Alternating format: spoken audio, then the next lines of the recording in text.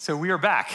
I'm Raj Kumar, President, Editor-in-Chief of Devex, once again with you, joined by my colleague Stephanie Beasley, a senior reporter at Devex who covers philanthropy. And we're really honored to have Nidhi Sanhi with us, who is with Bridgespan. I find, Nidhi, when people talk about philanthropy, everyone tends to lean forward a little bit. They're interested in the topic.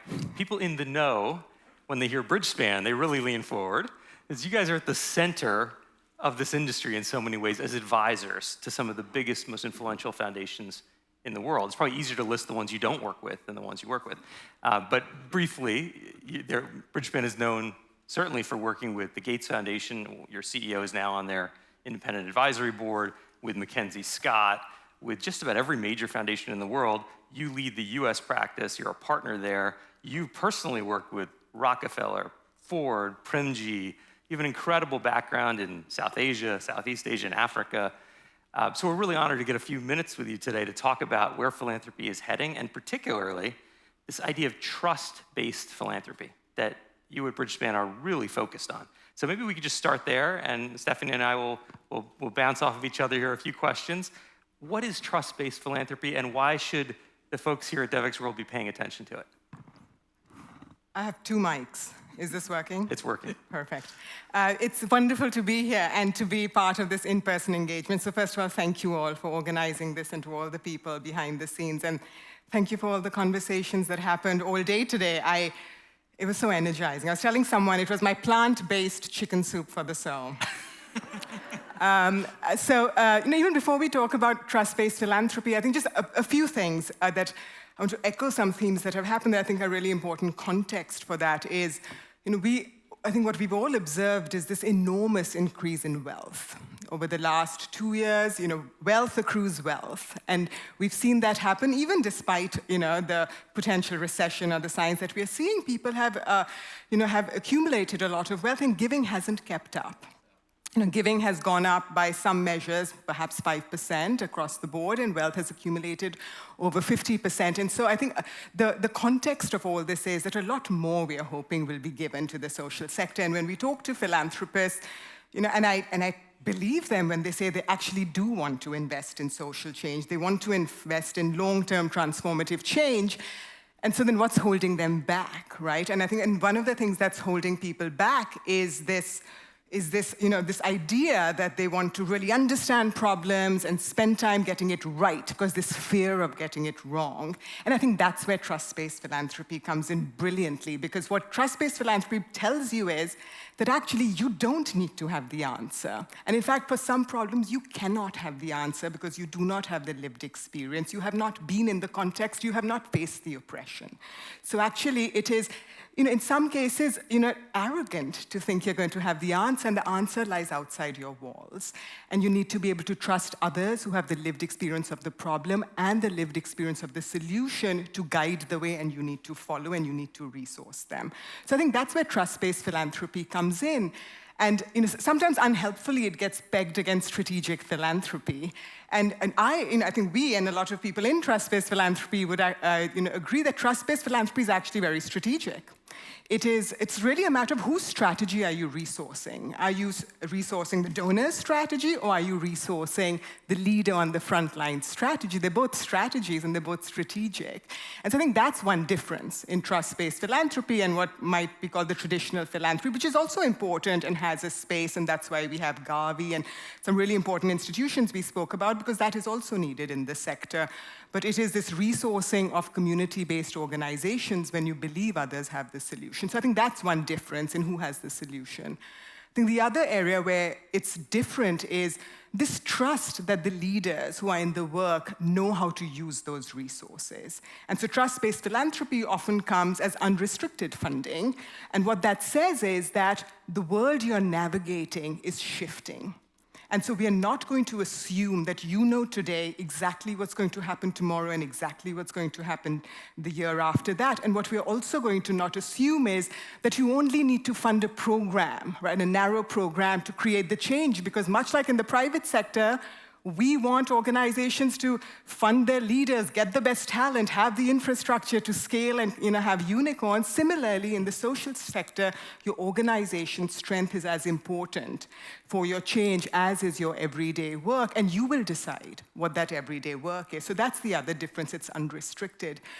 And the third difference really is the multi-year nature of it. Right? We did some research a few years ago to see 15 transformative change case studies in hindsight, and how long did they take. And our data suggested that the median timeline was 45 years for large-scale change. And here we're talking about like seat belts and things like that. We're not talking about changing norms that are lifetimes in the making, right? So imagine how many decades that's going to take. And so we need to be able to understand that and say, if we're going to give 1 year, 2 year grants towards change that takes decades, we're losing years, because we're forcing people to be constrained in those 1 or 2 years. And that's where trust-based philanthropy is a complement to traditional philanthropy, where it says, you need the runway. Much like in the private sector, we allow people decades before they make a profit.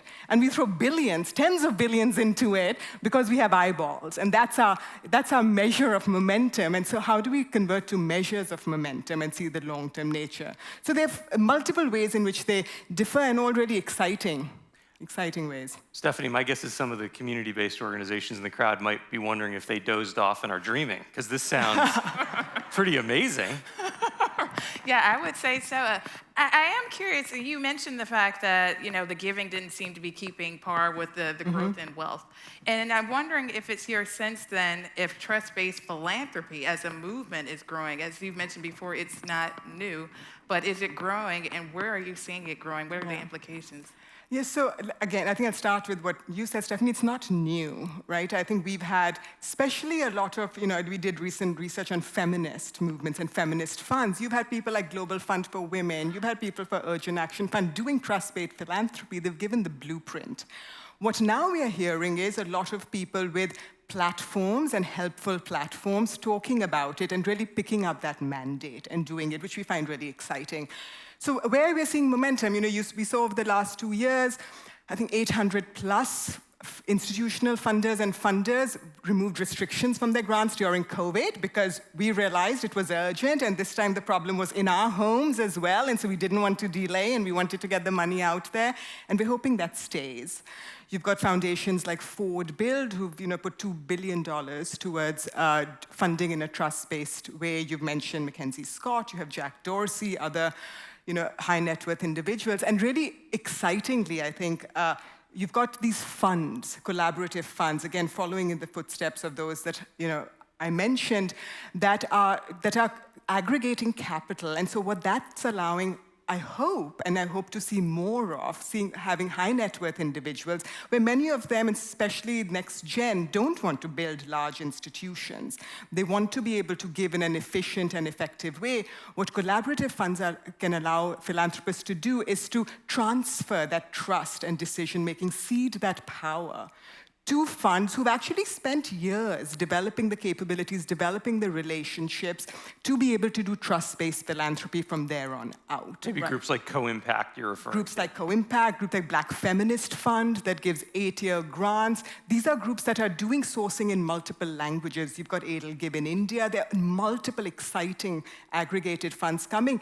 That actually, going back to the previous part about strategic philanthropy versus trust-based philanthropy, doing trust-based philanthropy well requires a capability and a capacity to do it. It's not, I think there's sometimes, I think an unhelpful, a perception of it that it's like throwing money across the fence and you hope good things happen. But in our experience, actually to do trust-based philanthropy well requires a capacity, and actually it requires capacity to unlearn what the system has made us learn all these years, which is about doing sourcing differently, doing diligence differently, sometimes along the same dimensions, but doing it in an asset-based way.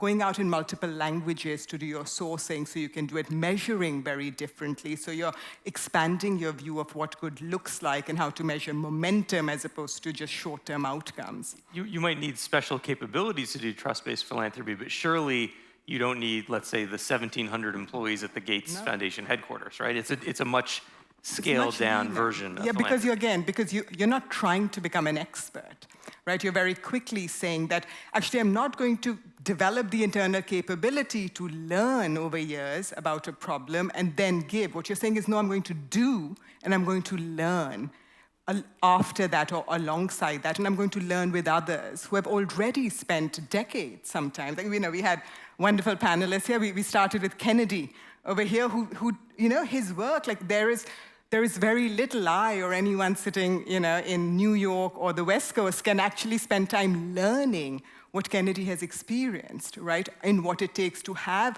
change in communities where the problem doesn't exist in silos.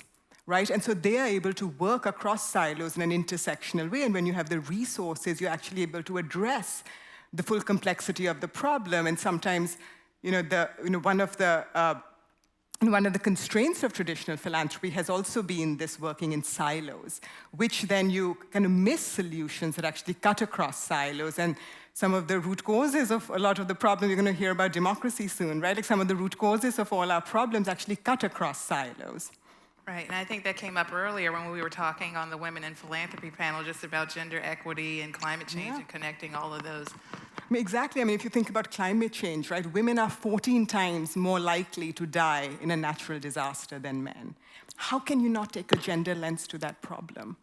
Right? You are going to get it wrong, because the reason women are 14 times more likely to die is different than why other people are impacted. It's because some societies don't allow women to swim, where information is given, is in public spaces, women are in private spaces. And so to be able to address that problem, you need to understand the causes of that problem. And often the causes of those problems are because of power structures, and because of patriarchy, and because of racism and other forces that the problem manifests itself very differently. And when you're in the community and you've experienced that, it's very natural for your solution to embed aspects that address that problem. But when you're studying a problem, it's hard to really be able to understand how deep that goes. I know we're getting short on time, but I do want to ask you, we have philanthropists watching this session, and I'm trying to imagine their pushback or objection to this idea.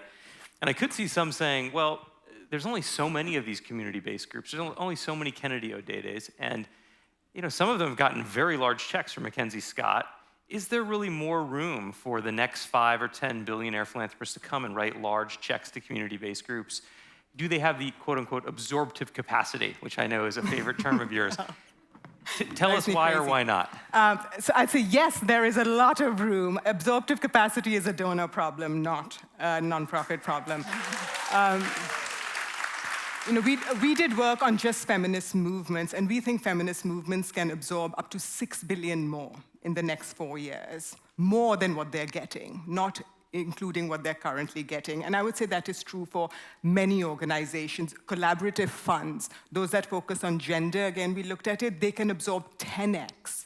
They get thousands of applications, of which hundreds are applicable. And these funds also need to build their capacity, right, to do the work well, and so they need that funding as well. So I think if we can trust others to make the right call, there is enormous more money that can be used. You look at these, a lot of nonprofits, very often absorptive capacity is, I'm a math undergrad, so mathematically it just boggles me, where we talk about future giving and we use the past budget as a variable. It's a single variable equation usually, X of the past budget, and the past budget is a function of the fact that they have not been resourced. So the future will always be constrained by the past if we don't find new ways to think about what people can actually do with resources.